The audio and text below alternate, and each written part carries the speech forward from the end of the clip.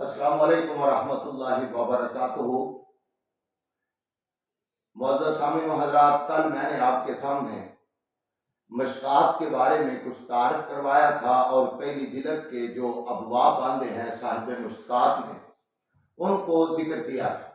آج دوسری جلد جو ہے مشکات شریف کی مترجم کی، اس کے اندر جو باب باندھے ہیں صاحب کتاب نے، ان میں پہلا باب کتاب الحدود ہے اور دوسرا کتاب النکاح ہے۔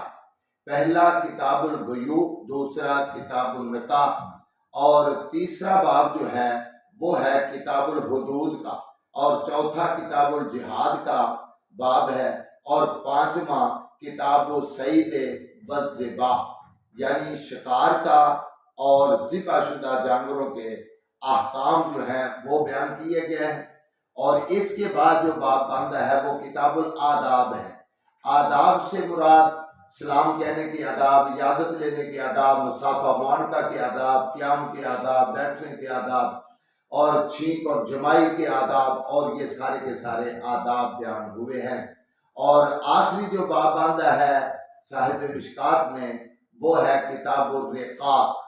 کتاب الرقاق، رقاق کا معنی ہوتا ہے کہ جو غلام ہوتے ہیں ان کے ساتھ نرمی پیدا کرنا، اور فقراء کی فضیلت ہے اس کے اندر، اور توکل اور صبر کا اس کے اندر ذکر ہے، مذمت ہے، رونے اور دھونے کی آواز نکالنے کی اس کے اندر مذمت ہے، اور ان باتوں کا ذکر کیا گیا ہے۔ اللہ سمجھنے کی توفیق عطا فرمائے۔